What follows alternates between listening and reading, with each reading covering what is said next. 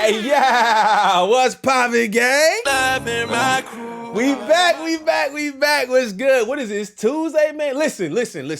First of all, before we get into this deleted video, I gotta say this. Y'all probably been wondering why I haven't been going live. Trust me, I miss going live. I just, that's kind of like my thing.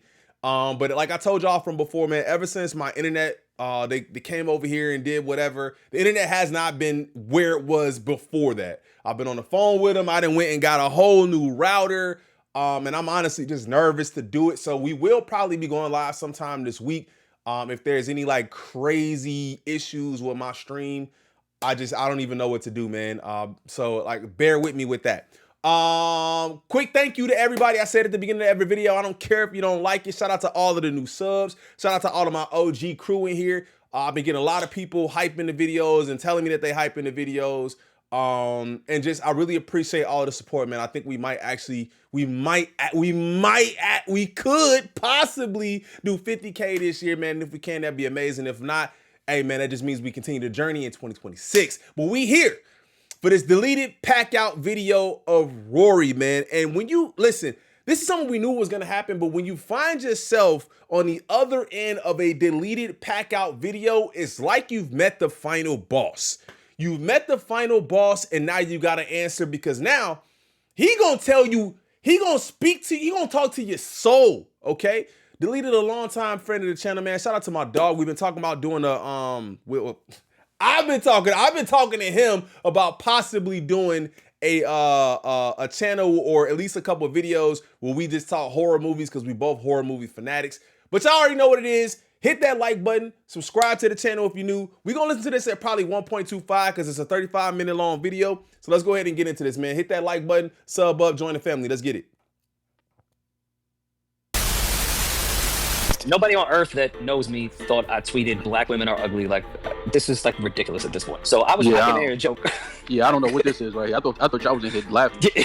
We were joking at one point, and then more tweets started resurfacing. I think, Rory, you know. So now everybody's offended and hurt? No, I think I'm speaking very genuinely to Rory, regardless of what our friendship is. I think.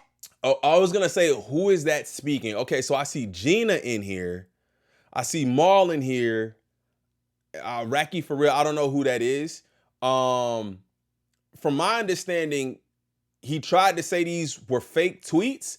I'm not even on Twitter like that. And when I got on there, I saw them flambaying, bro, on the internet. And I was just like, damn, bro, like, what did he say? I didn't know what he said until I started seeing everybody posting the tweets of what he said. And I was like, he actually said this shit?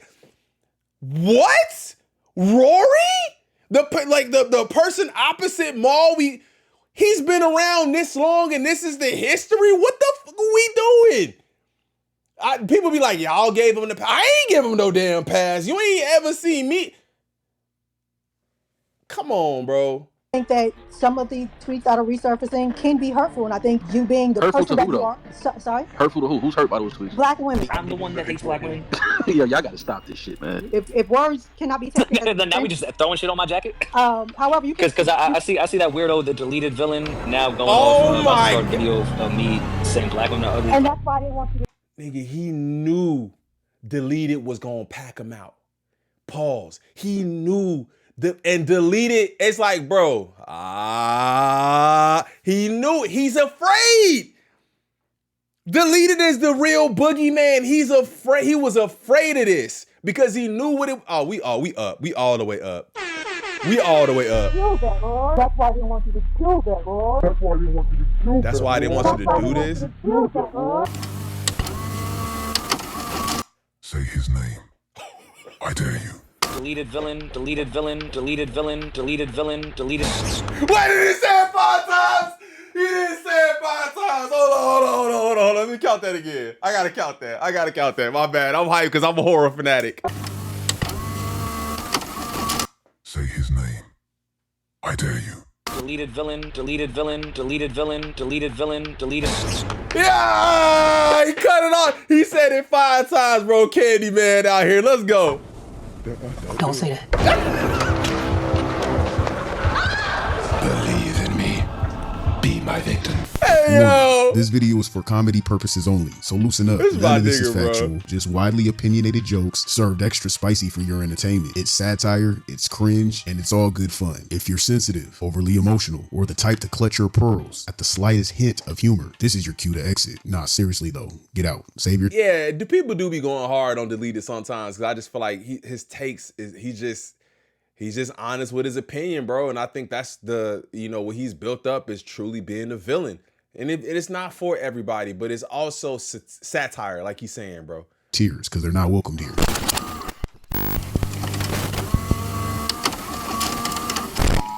Warning. Your local county authorities have issued a civil danger alert. Favorite horror movie in the comments.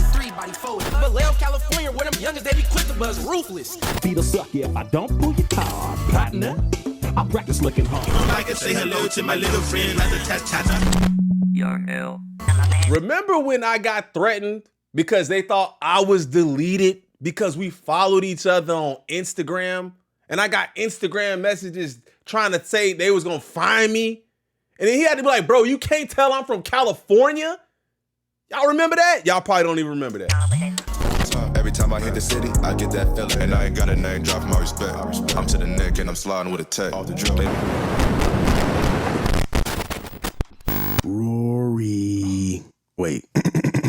Rory. I was gonna say real There bass. comes a moment where a voice man has to face the shadow he's been running from. And matter of fact, Remick, that moment is here. Because what you represent in this culture isn't what you pretend to be. You walked into black spaces like they were open rooms for you to rearrange. You treated black art like a costume you could borrow. Treated black audiences like a shortcut to relevance. But then you treated black women like... Treated black audiences like a shortcut to relevance.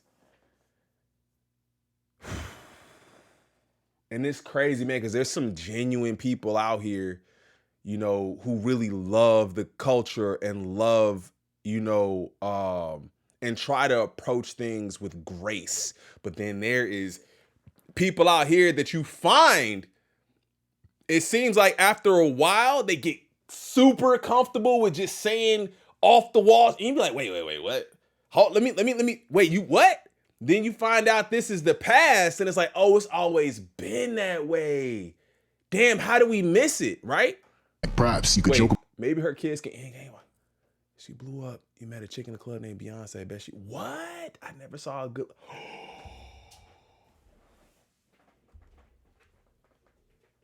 I did see a lot of people saying he was talking about Blue Ivy a lot. And bro, I never saw a good looking black woman is the dumbest shit I've ever heard, bro. Are you serious, dog? About lust after or even tear down. You wanted the spotlight our community built, the rhythm our ancestors carried, the validation only black audience can give. But you never wanted that responsibility that comes with being in the presence of people whose history you mocked when you thought no one was watching. And now the curtain's being pulled back, not all the way, just enough for you to feel the cold air of truth that hits your skin. Because the thing you have, the cold air of truth that hits your skin. And I love the Sinners callback.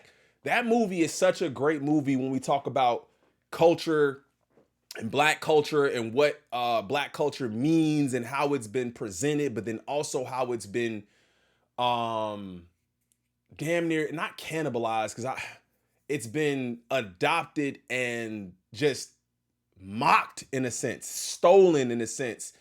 Not stolen in a sense, but stolen. And it's just, that's such a great parallel to what's going on here. the face, the thing you cannot dodge is that you became a fixture in a culture made by the very women you joke about, the very people you exploited for comfort, the very community you underestimated, until it finally looked back at you. This is gonna be the longest intro you've ever seen. Hey, you shut the fuck up. You keep talking, man. This is not journalism, and it's damn sure not righteous opinions. And I'm not here waving some moral high ground flag. I'm here to talk slick shit because I'm toxic, messy, and probably need therapy.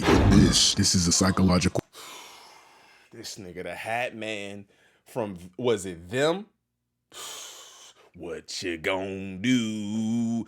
This is probably this dude is one of the scariest TV horror people ever made, bro. He could have his own movie, and they should give him his own movie. If you know, you know. Horror forcing you to stare straight into the face of your own demons. Yeah, corny as hell, but whatever, I'm based. If you're new here and never heard this corny voice-minded edgelord type of slander, welcome to the Packout. He say this gonna be the last I mean, one. motherfuckers used to tell me I was corny. No, Look at me now, bitch. Look at me now, you Fuck ass niggas. This whole situation didn't start with beef or drama or even some conspiracy. It started with something stupid as hell. An opinion. Remick, remember Remick. His name is Remick for obvious reasons. I'm the one that hates black women. But he said the clip should win a Grammy over Kendrick Lamar. And yeah, their opinions is not a crime at all. It's not the end of the world either. Right. Strawberry Shortcake didn't need to agree with his viewers at all. It was just regular barbershop talk, talking shit, throwing jabs, and the co-host chimed in saying they weren't really fans of Kendrick either. They all had clips as their pick to win the Grammy. And honestly, that's fair. They don't have to pander to their audience. Facts. They don't have to pander to fans. They don't have to allow what everyone else feels into their space. That was their choice, their opinion. They're a winner, but it rubbed people the wrong way. And when fans get irritated, they did what fans always do. Well, it rubbed people the wrong way because it came from a place of not seemingly truly loving clips, but just sounding like a hater. And it started with Damaris. And then Rory kind of seemed like he was on the wait, but don't you think this, whatever on the Kendrick side, and then Maul doing his normal goblin. Feel me? Like it started here, and then I know Damaris is probably happy that the heat is off of her, because she deleted her Twitter too. So both of them ended up deleting their Twitters within like the same week. They pulled out receipts and they dug into them old tweets. How much weave was sacrificed for King B? Save that white boy fantasy for someone else. I'm cutting any weave out of your hair. You could be against chicks wearing weave, but wait till you see her without it. You'll buy stock. Coconut oil and chill. Coconut oil and chill. They looked through Rory's history, and that's when everything fell apart, because those old tweets weren't just old Twitter jokes. They weren't random edgy posts. They weren't young and dumb moments either. Yeah, maybe in 2012, but definitely not in 2016. They were a pattern of racist behavior he left behind. Breadcrumbs leading straight into the mind of a man who wanted access to black culture, but had no respect for the people who built it. And once those tweets resurfaced, the mask slipped. I'm the one that hates black women. You see, there's a certain... How do you get that comfortable? I mean, like, how do you become that comfortable? Even after the history of how black women are treated in America, and not even just that, me personally, no matter, like, we know the history of our country, fam. Like, we know the history of our country. And I don't feel like I could just get that comfortable just talking about another race like that and not expecting consequences.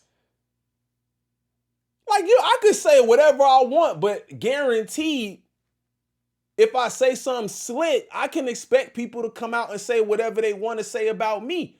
So how do you feel that you're that comfortable where you could have known and said these things, done these things, behaved this way, and not expected any sort of consequences? That is wild to me. Why and not to say that he should have hit it, okay? But to leave it up is even bolder, in my opinion. Even bolder. That's crazy. Type of white man who steps into hip hop like it's a theme park. They love the music, the style, the slang, the aesthetics, but they envy the people who created it. They want the culture, but not the burden, not the history, and not the truth. They want the rhythm without the blues, the benefits without the consequences, and the sound without the struggle. And Remick fits that mold perfectly. He coasts in this community like hip hop owes him a seat, like the culture is a buffet he can sample from, like the artists, the communities, the women, the narratives would all belong to him if he just supports the music enough. But behind the scenes, behind closed doors, he tweets like a man who sneers at the same people who made the art he profits from. He laughs at black women's looks. He fetishizes their bodies. Wait. Who made the art he profits from. He laughs at... Who is this? Twitter. Black girls look like... White girls silence. Black girls are queens. White girls, don't you mean all girls? What is this even? Like, what is the point, bro? And then the black girls look like roaches is so utterly disrespectful, bro. Never welcome him back. At black women's looks. He fetishizes their bodies. I would have grabbed Kelly's cheese just to assure her age doesn't matter. He objectifies Rihanna and safe to call. Damn. Mocks Beyonce. He sexualizes black women. Somehow I didn't see this is going on. I'm gonna get a black girlfriend and call her in. Bro, it's them fantasies, bro. It's like, it's a sickness, bro. I truly think it's a sickness to have you outwardly kind of letting people know what your fantasy is and hiding it behind the guise of like comedy. That's not funny, bro. Like stop. It degrades them in the same breath. You know, that kind of behavior that only exists in the dark corners of the internet. He doesn't love the culture. He consumes it. He extracts from it. He wants the flavor of blackness without ever having to respect the humanity of black people. And that's the terrifying part. It's not new. It's not unique. It's not even surprising. It's the oldest story in American history. He talked about black women and then turned around and married one. I'm the one that hates black women. Following it, there has always been some type of white man who inserts himself into black culture, as if proximity equals ownership, as if being around us means being one of us, as if participation is permission. But the truth is darker. They want the culture because they can't create one of their own in the same way. Irish Americans did it too. Sinners gave you a taste of that. And this is history. This is true history. They were once treated as less than, mocked for their accents, their skin, their poverty. They hung around black communities because both groups were pushed to the bottom together. But the second society forgot and started to see the Irish as white, they took it. They ran with it. They abandoned the solidarity. They assimilated upward. And some turned on the black communities they once stood beside. And that pattern never died. It just put on some skinny jeans and started a damn podcast. You see, Remick moves with that same confusion. He wants the rhythm of hip hop, but he has the privilege of whiteness. He wants to be embraced by black audiences, but his old tweet shows he talks about. Yeah, bro, that's that double dipping shit. Like he said, bro, you got the privilege of this side too, but then you don't really align with it. You don't really rock with it that way because your tweets say something completely different. And again, that is not all people. There are some people who absolutely are, even if they aren't of color, have been ingrained in the culture for so long, and this is just who they are, and they don't behave this way. Anybody that behaves this way is out, period. About black women with the same mindset the white system's built. What? He wants to be seen.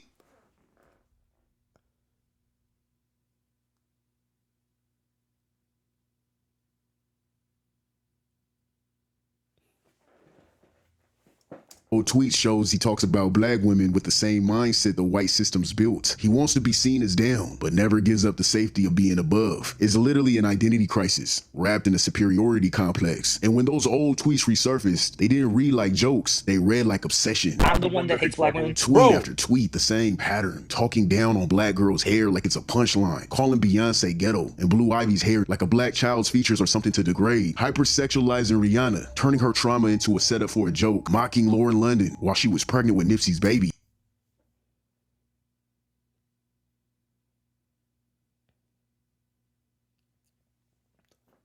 Who let this rock? Like, if you seen this, like, out of sight, out of mind.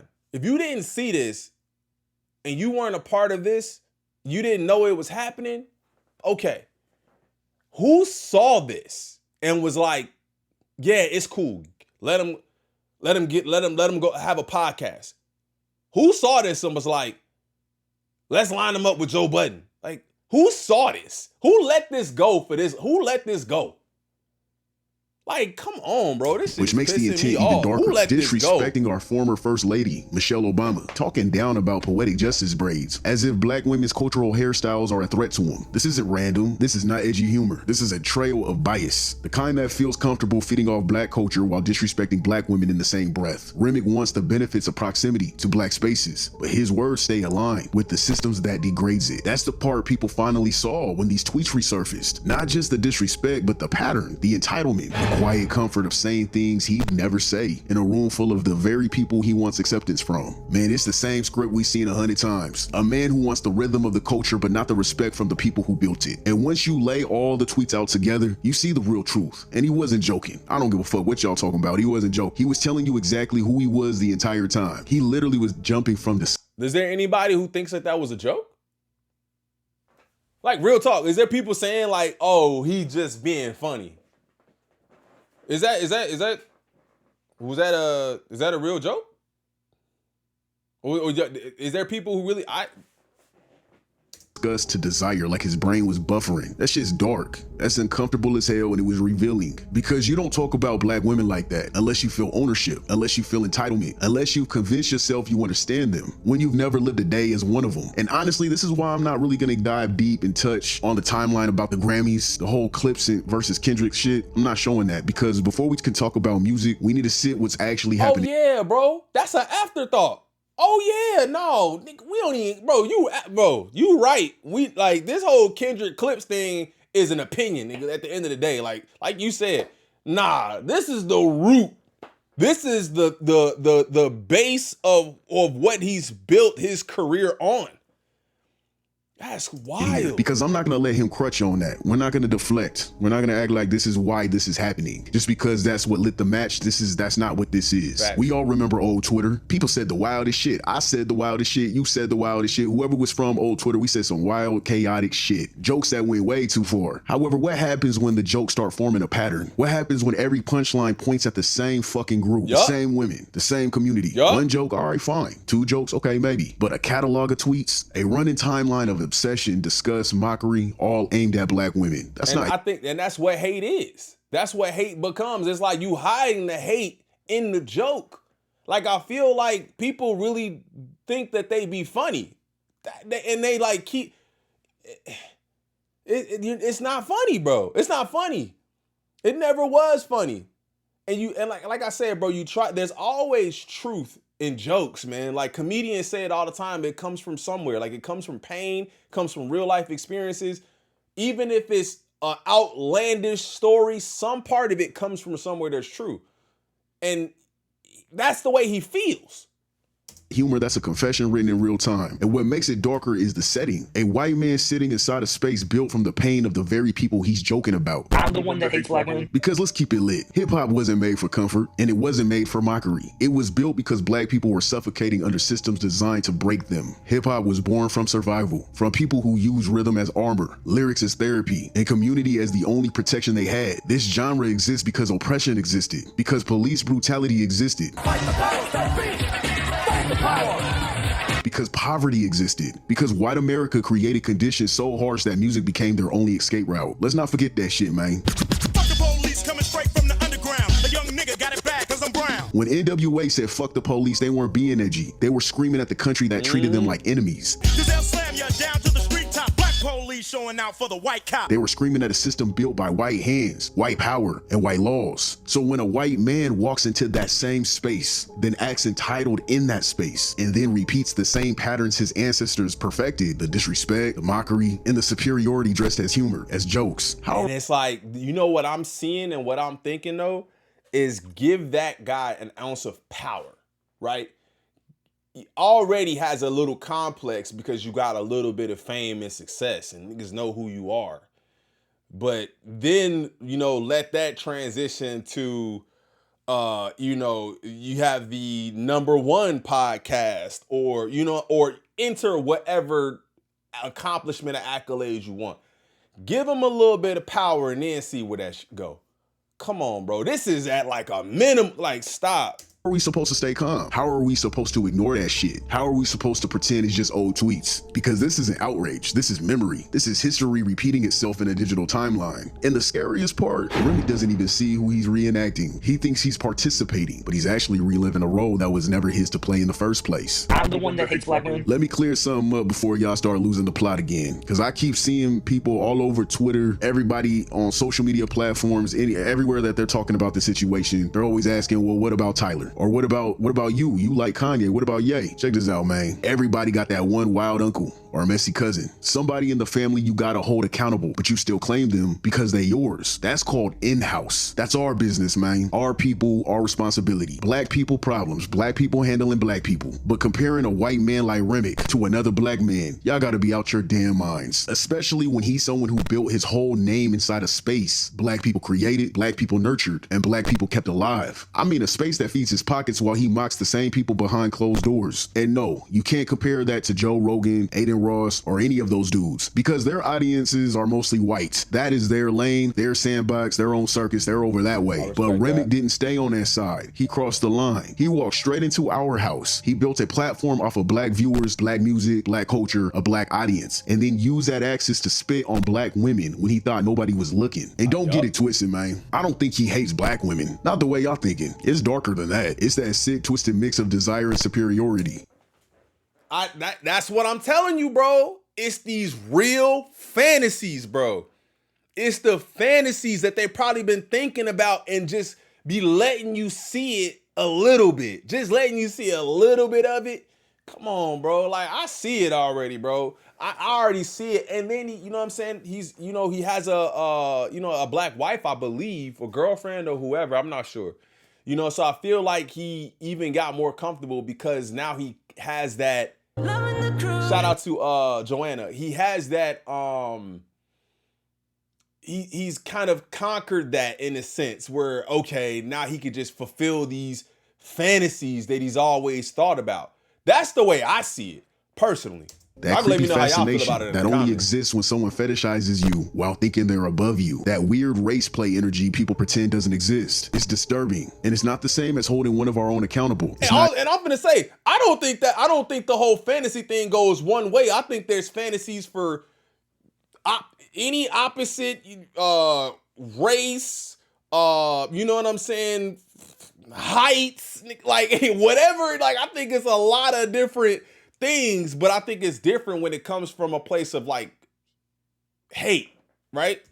Even close. Don't blur those lines. Don't pretend this is equal, because it's not. It's not equal. And what made everything hit even harder was what Remick did next. He got exposed for all those tweets, and instead of apologizing or even pretending to reflect, he walked straight into a black Twitter space, a room full of black creators, podcasters, YouTubers, regular people who supported him for years. And the man chose violence. No apology, no sincerity, no accountability. He mocked, he smirked, he laughed like the whole thing was entertainment. And then he was on some twisted shit where he pretended to agree, but only to weaponize the agreement. When people would ask him, why did you say racist things about black women? This is how he would reply. Instead of taking the stance of trolling and joking your way through it, I would say a simple apology before things get out of hand would probably be the best bet. Or just at least go back to your own tweets and see how they can hit right now in 2025, because ghetto crayon colors, weave black and lace front blonde. So I was making a joke. Yeah, I don't know what this is right here. I thought weave black and lace front blonde. So I was making a joke. Yeah, I don't know what this is right here. I thought y'all was in here laughing. No, that's a fake fucking tweet. Like, what are we talking about? They're fake? So he doubled down saying they was fake. Like, what are we talking about right now?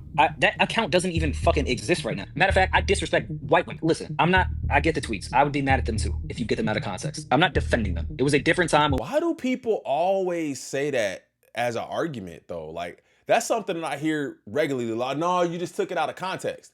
I took it out of context. I think I'm pretty smart and I understand the context. That's the way you said that shit. Like, I took it out of context? No.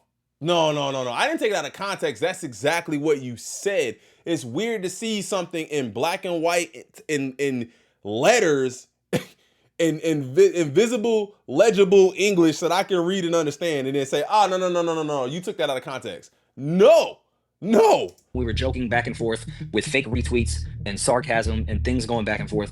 But every last person that knows me for real, like, what are we talking about right now? But now I know it's only based because you guys were mad that I thought that's cap. That I thought Clips should be a fucking Grammy winner.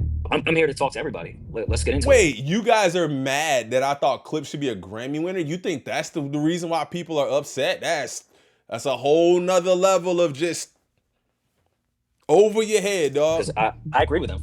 I think I'm awful. I think I'm a terrible racist. Now, Rory, I don't think I've empowered a single woman, especially black women. Like, why would I ever do that? I know you're trolling through this and joking through this, Rory. You think that's a smart move when these things can get clipped up in 2025? Clip them up. I know who I am. Basically, there is no cancel culture. And the people that know me know who I am. Laugh this. That's like the doubling down. Clip them up. I know. It's like, and then the arrogance and confidence is crazy. Oh, can you tell them how much I hate black women? Never mind.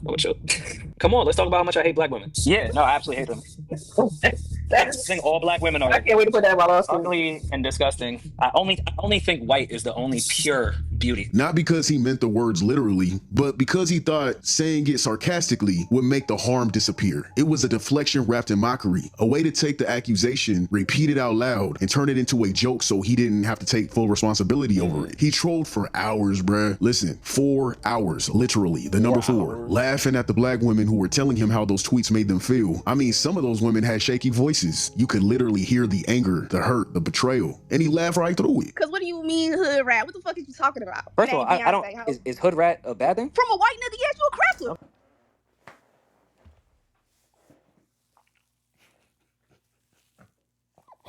Is hood rat a bad thing? Oh my God, bro. Then you playing in our faces trying to make it. You trying to make, you think we dumb too? You think we stupid too? Now we dumb? You gonna ask us if hood rat is a bad thing? You gonna ask a bunch of black women in here if hood rat is a bad thing? You playing in their face, bro? Oh my God, bro. Hood rat, what the fuck is you talking about? First of all, I don't. Is hood rat a bad thing? From a white nigga, yes, you a cracker. Okay. What are you talking about? I don't think that's a bad thing. Why are you saying hood rat? Why are you saying hood rat? I don't think the term ghetto is a bad thing. I don't think ratchet is a bad term. On the old podcast, I used to joke. You're right. If you ran into somebody named Beyonce, you'd be like, yo, what the fuck? If you never met Beyonce. Hood rat is fine. I don't think that's a bad term at all. I already know you up here trolling. No, I'm not trolling at all. I'm being dead ass now. You know, I just been listening to you talk, and it ain't really what you saying, it's how you saying it. That's fine. Your undertone is nasty. That's cool. You know, I love my people, and I feel when my people are telling you they having a problem with what you're saying, it's hurting their feelings. You don't have to have that nasty undertone. Just a little bit of accountability. And the thing is, if you don't want to experience the onslaught of feelings, shout out to the ugliest. If you don't want to experience the onslaught of really strong feelings and hurt feelings. These people are hurt by what you're saying because they thought that you was some other way that you're not. And these are probably people closer to you than us. So if you don't want to experience that, don't open yourself up to a digital auditorium where people are just going to tell you how they feel about you and then have that attitude. If you really wanted to come here and listen and say, and genuinely apologize for what you said, people may have said, okay, let's listen to him at least and see where he goes from here. Now, niggas is like, no, she said it perfectly. Your undertone is nasty. It's ugly. And he's like, yeah, that's cool. That's fine. Huh? Sarcastic undertone you having. Like an example, like, you know, like when you go into a store or if you're driving down the street and a white person just give you a certain look, it's like a feeling you get. You can like almost know what they saying when they look at you. She asking him that question and he don't know what that is. And that's no shade to her. But I'm just saying, does he know? Does he know what that's like? No. That's the type of undertone you having in this spaces, Rory. I don't know you from a can of paint. You know, this is my first impression of you listening to you in these spaces. And I understand your colleagues and friends are saying, well, he has black friends. He likes to date black women. That's not, like that not don't make saying, but go ahead. They are saying that. Like he likes black women. He dates black women. We love him. Okay, but that don't make you unseasoned. I'm saying your undertone is nasty. Like if black women coming to you, let that black woman if talk, black man. women are coming to you, Rory, and telling you, look, man, I don't like what you said. It's making me feel away. And you are in a shared black space. You are actually in a black hip hop is actually urban street culture. It's our space, and you up in here, and we telling you how what you said is making us feel a certain way. You ain't gonna understand that feeling because you ain't black. It's not to like make you feel a way. I'm just being truthful. You don't know what that feeling is gonna feel like. I couldn't agree with you more. I'm saying, and I'm pretty sure. No, let me speak. And I'm pretty sure you probably have a black woman in your life that you love her. You love her dearly. You probably have black children too. Children, they gonna come to you with this, and you're gonna have to learn what to say. You need to tighten up. That's all. My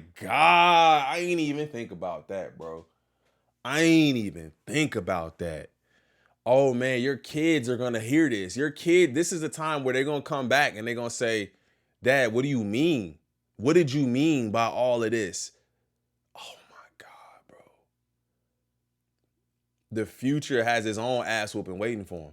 I'm telling you, like this little sarcastic tone you have, and you making jokes about the tweets. He's laughing right now, like the shit is funny. I can literally hear him laughing. He's snickering, like the shit is funny. I'm the one that hates black women. He smirked while they spoke. He snickered while they questioned him. He sounded entertained by their pain, and it didn't feel like a man defending himself. It felt like a man getting something out of watching them break, like the hurt was feeding him. That was the part that stuck with me, because who hears that many voices? The same people who supported him, boosted him, built his platform, and still reacts with smugness. It was the same energy black people recognize instantly. That cold, condescending tone white people use when you call them out for mistreating you. You know that smirk when they act like you're the irrational one for noticing the racism. That feeling you get when you walk into a store and the clerk looks at you like you don't belong. And when you question it, they act offended you even asked. It was that kind of energy. Familiar, ugly, nasty. And in that moment, it became obvious. Those tweets weren't jokes. That was who he really was. No remorse, no reflection, no humanity underneath that mask. Because if everything is a joke, then what is the joke? Everything is a joke. The tweets were fake. I was joking. I was, you know what I'm saying? Now you in here, you're condescending, you're joking, you're laughing. At some point, that's just who you are, right? Like if that's just who you are, we got to call it what it is. Just entitlement, contempt, and it twisted the real on watching black women hurt, watching black women's pain. It was about that moment the timeline remembered Remick is not different. He is not an exception, he is the rule. He's the same type of white man who steps into black spaces, benefits from the community, profits off the culture, then betrays it the moment he feels challenged. He laughed at black women being hurt, he laughed at their reactions, he acted like they were overreacting to racism that he created. That is not confusion, that's entitlement. Right. That's not old tweets, man. That's his character. That's not ignorance, that's identity. And this is the part that's been blowing my mind. It's not ignorance, that's identity. Man, bro, I mean, I truly agree. And I'm going to stand on the fact that I think that there are ways to understand and be a part of a culture that may not be yours. I 100% think that there's a way that is possible. And there are people that are actively doing that all the time. You can't disrespect an entire group of people and call it a joke. You just can't. Pause. I keep seeing people on every platform bending over backwards to defend this guy. Every platform. I mean, YouTube, Twitter, everywhere. Saying he's not racist. It was just jokes. Twitter was wild back then. All right, look. Before I saw everything, even me, I tried to give him that grace. I said Rory might be stereotyping. He might be a bit prejudiced, which is still under the umbrella of racism, by the way. But I didn't just jump straight to the worst conclusion. I gave him the benefit of the doubt. But after seeing tweet after tweet after tweet, especially that Tar Baby one, nah, there's no coming back. Bro, that one is I'm new to all of this. I tell y'all all the time, I'm not a Twitter user. I've never been a Twitter user ever. I've never, not even really social media. I think I hit 3,000 subscribers on YouTube and my chat said, yo, you gotta make an Instagram. I made an Instagram. Like, I can't imagine that people talk like this and then like see success and fame and then like, it's baffling me. This one is the one that caught me though. Like, what? From that one. Because why the fuck is you putting the word tar next to the word baby? A baby, man. An innocent child. Do you know how cruel you have to be inside to even think like that, let alone type it out and hit tweet? Think about all the beautiful dark-skinned babies in our community. The melanin, the innocence. And he weaponized that imagery, turned it into a punchline. And everybody wants to hide behind the old Twitter humor, the RT jokes. But let's keep it lit. It's the fact that he still typed it. He still thought it. He still connected blackness with filth. He still degraded black women. And he turned it into a joke and hit send on his computer or on his phone. And the wild part is, when you defend him, you're standing in front of the bullets he meant for your own family. Your mother, your sister, your daughter, your auntie, your cousins, your wife, your girlfriend. I don't care if you're half black either. Enough of all that shit. I'm talking to all black people right now. Biracial, light skin, dark skin. If it runs in your veins at all, he's talking about your people. A white man crosses at a HBCU and one of the most prestigious. I didn't cross at a HBCU. White man crosses at a HBCU and one of the most prestigious. I didn't cross at a HBCU. You crossed at a PWI? So you crossed at a PWI with a historic black fraternity and two. I'm sorry, guys. What is a PWI?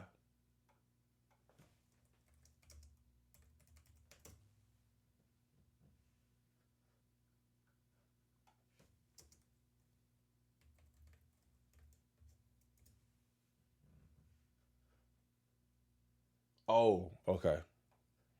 Years later, these tweets were tweeted out. Riley, you don't see how a black man could respond that way to him? I get where Rory's coming from on that end. But yeah, to answer your question, I can understand how any black person who's not familiar with Rory and his sense of humor, I can understand how that could come across. And I'm not. I agree with it. I agree with him right there. I'm with him. You have an opportunity to either address it or make a joke off of it. He chose to make a joke. Hold up. He chose to make jokes off of it, right? He was like, well, yeah, I'm a racist. You could have addressed it and said sorry and moved on. You know what I'm saying? And I get you on that, but here's the conflicted part. On one hand, I get you on that, but on the other hand, I get Rory. You're trying to play it down as if like it's not. You're not carrying it. It's not carrying it. You're not even. I mean, I what I don't understand is I get him. I get him. I think if it was my friend and it was somebody I knew, I'd be like, yo, stop. We need to address this. First, before we go out here and talk to everybody, I need to sit you down and talk to you and figure out and explain to you why you're wrong, and you're not going to give me no half-ass jokey answer or we not friends no more. It's tough to even say y'all should stay friends with him now. Now that you know who he is, how do you know your sister, your mother, your grandma, you know what I'm saying? Like, that's how you feel? Y'all saying I know him, he's joking. Why you let him joke like that? That's crazy.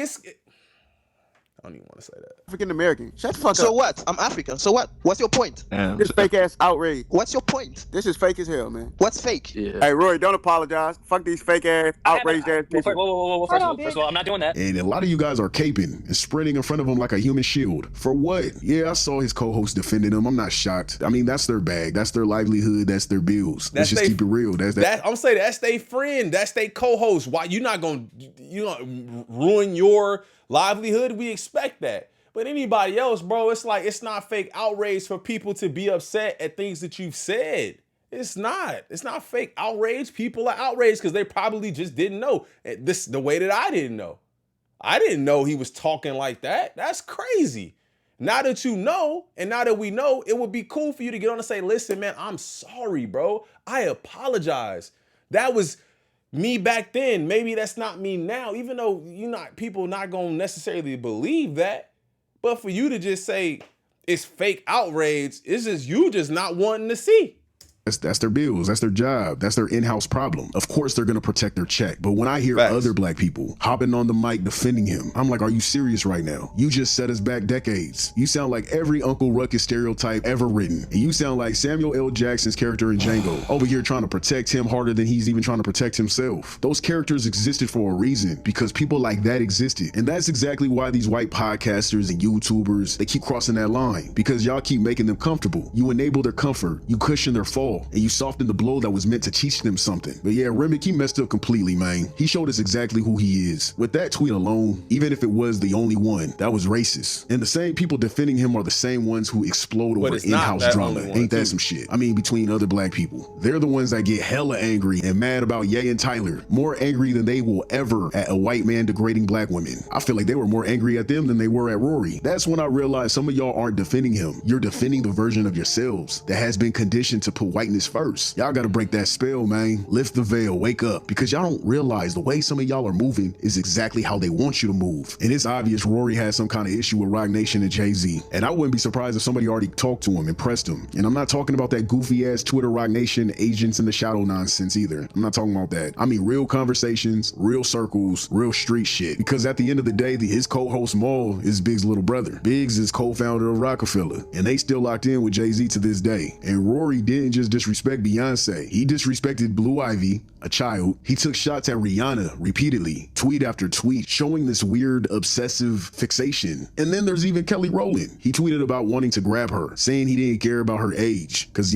she older than him and shit. He didn't treat her like a respected artist, a mother, or an icon. After all of that, this man had the audacity to propose to his black wife at the Roc Nation brunch, standing in the same space as the very women he demeaned, smiling as if he wasn't talking crazy behind closed doors for years. It's strange, it's unsettling, it feels like a quiet resentment he's too scared to say out loud. Strange is definitely a perfect word to describe this. This is very strange. It's just strange. Like, it's unsettling, and it's definitely strange. And I think that, man, like, I don't know. I know that there's love out there. Like I love everybody, man. And I know that everybody's not gonna love me, right? You know what I'm saying? I know that everybody's not gonna like me. You know what I'm saying? I don't think this is everybody. You know what I'm saying? I just think that when you are presented with reality, I think you have to take a look at that and act accordingly. And I just don't think he's doing that here. Only did Rory go in. Rory proposed at the Rock Nation brunch. Rory, I don't ever want to hear you say you anti-industry. I don't want to hear that fake, I'm not an industry person. There is nothing more industry than proposing at the Rock Nation fucking brunch, bro. You had to ask Jay-Z for permission, like Jay-Z is your woman's daddy. Okay, to propose to her at the Rock Nation brunch. You propose somewhere where you know you can go back to. Rory, you may not get an invite next year. All right, you know what I'm saying? Right. I can pick my daughter and say, y'all propose to your mom right there. Yeah. Right. Your daughter, I know your children ain't going to the Rock Nation brunch. All right? When y'all have kids, them kids ain't going to be at the Rock Nation brunch. Blue Ivy, them in the future, is not inviting Rory's kids to the Rock Nation brunch. Like, that shit was wild to me, bro. I'm the one that hates black women. I mean, maybe it's envy, maybe it's insecurity. I don't know what the fuck it is. It's weird, though. It could be some twisted need to be embraced by the very people he keeps disrespecting. But whatever it is, the energy is off, and it's weird as fuck. You got a sick mind, Rory. Remick is not a glitch in the system. He's the system working exactly how it's designed. A white man in a black space who thinks he deserves to be in the same room, even as he mocks the people inside it. The psychological horror of all this is simple. He never respected the culture. There's no way you respect a culture that was birthed from black women. Black women birthed the sons and the daughters that created hip-hop. He only respected what it gave him. The visibility, the audience, the clout, the belonging. But belonging means nothing when it isn't mutual. And honestly, the only funny part in all this shit was timing. And I don't know, man, maybe it's just coincidence, but I made one tweet, just one. I said I might make a video about the situation. I quoted one of Rory's old tweets, and I said something like, I guess I have to make a video. Don't strike me again. And the moment I hit send, he appeared. He jumped into that Twitter space like he felt like the walls was closing in. And before anyone even could fully address the tweets, some of the first words out of his mouth were basically... Because I see that weirdo, the deleted villain, now going off about to start a video of me. It showed exactly where his mind was at, that the fear wasn't about the harm he caused, but about being exposed. Because I don't think Rory felt that it was going to get bigger than that Twitter space, but he was wrong. I mean, that chaos grew like wildfire. He did the damage to himself. And I'm gonna be real with you, at first I wasn't taking this seriously. I wasn't planning on a Packout. I was literally just going to document it, crack a few jokes and move on. But once I actually sat in that space, once I heard the way he talked, the way he laughed. Because you got hit with so much more information. It's like an information overload because there's so many years of it happening. And I just think that, bro, like, you cooked. At the end of the day, you cooked. It's done. It's wraps. People know who you are. And they, and now it's their job to either continue to support you or not, bro. Laughed. The way he mocked people who were hurt. Something shifted. Yeah, this isn't old Twitter humor, and this sure in the hell wasn't a misunderstanding. This was a man unraveling in real time and showing everyone exactly who he's always been. I'm the one that hates black women. I'm not with that cancel culture shit. I don't need you deplatformed, Rory. Facts. I don't want you silenced. I want you right there, holding your mic and keep pretending everything's normal. Because I'm your villain. The one you accidentally created the moment you crossed the wrong line in the wrong community. I'm not here to end you. I'm here to tell the truth about you. You gotta face that. And every time you say my name, every time you let me live rent free in your mind, I'ma show up just like that. I'ma show up like Candyman, except the reflection is you. I mean, the most cringiest edgelord kind of way you can imagine, right? Let's talk direct. Since you like to dance around the truth but never face it. And honestly, because what I'm about to say, this isn't a diss. This isn't me trying to be funny. This is advice that you should really take with you and consider. You built a life inside black spaces. You built a career off black voices, black music, black culture, and black approval. You stood shoulder to shoulder with the very people your old tweets mocked, minimized, and sexualized. You climbed a ladder made from the very same communities you laughed at behind a tweet. And here's the part that should eat you alive at night. You didn't just disrespect black women. You disrespected the blueprint of your own household, the foundation under your feet, the bloodline you chose to mix with. You married a black woman. You created a black daughter. You held them close while knowing how you truly viewed the women who look like them as punchlines, stereotypes, and fantasies. You went online and turned black womanhood into a joke, then went home and rested your head next to one. You mocked the very image of your daughter, what she sees in the mirror, and the image she'll see even more clearly as she grows older. And when she grows up to ask you these questions and talk to you, you better admit and talk. You better be waiting with the answers to try to explain this shit, because you can't. There's no way. You better start researching ways to explain that shit now. And don't do it when she can't remember it. When she's 16, 17, 18 years old, she grow up and come talk to you about what did you just say?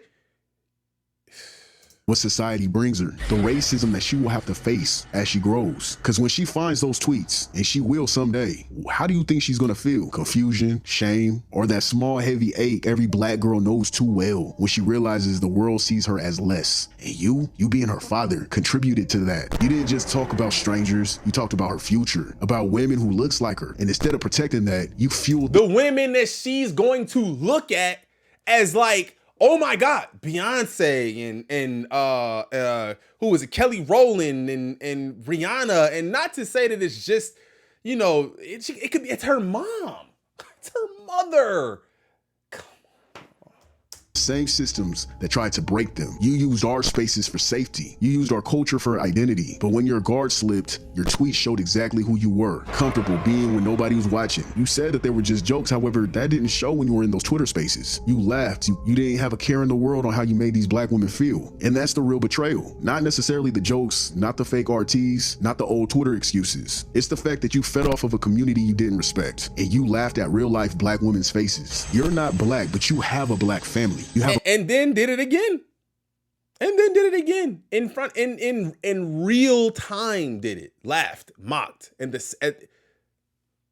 you can't make black this wife up. and a black child. However, you never unlearned the mindset of the systems that tried to destroy black families. And whether you admit it or not, that contradiction lives on you permanently. You don't get to hide behind your marriage or your child as proof as anything, because plenty of white men have conceived with black women and still despises them. History already told us that story. So here's the truth you can't outrun. You became a father to the very demographic you demeaned, and you still haven't apologized with the weight that reality deserves. Facts. Sit with that. Sit with the fact that your daughter will grow into the same black woman you mocked. And she's going to know her father once stood on the wrong side of her identity. That's not something a PR team can fix. That's not something a podcast can laugh off. That's not something a 4-hour Twitter space can bury. And that's something you should be afraid of, not deleted villain. You should be afraid to face your daughter when she asks you why would you say those things, because that's something that's going to follow you, lives with you, and eventually forces you to confront who you were. Don't be afraid of me. Be afraid of that conversation.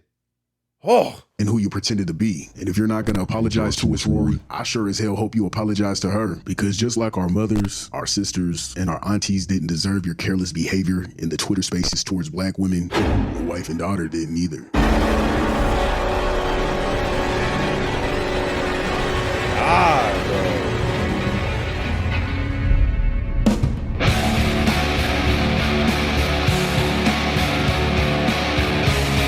Hey, man. Excellent job, Deleted. Again, bro. Excellent job, man. I mean, and it's not about, you know, bullying anybody or anything. It's just about putting a mirror in front of them and letting them see the truth. That's all it's about, man. And again, like, I'm one of those people who's learning about a lot of this now and learning about it through this video, right? And there's probably more that hasn't been uncovered. You know, I guess that's neither here nor there. But it's one of those things where I don't think there's gonna. The only change I could see is maybe he takes a break, maybe he walks away. And again, like you said, bro, not trying to cancel you, do your show, but people just should know who you are. That's it. That's all. Deleted, incredible job on this video, man. I felt, you know, rather tense. I felt like my hands kind of got clammy, man, just listening to some of this stuff. And I just, listen, the black women aren't looking for his approval anyway. But I guess it just comes down to knowing who you support. And I guess we will see where this goes in the future. I don't think it's going to go anywhere positive. I think that this is going to, this is not going anywhere. This is not going anywhere, man. Let me know how y'all feel about this one. Hit that like button, subscribe to the channel. Make sure y'all go over to the Deleted channel, man. Sub up to him. If you haven't done that already, I love y'all so much. I'll see y'all on the next one. I'm out. Peace.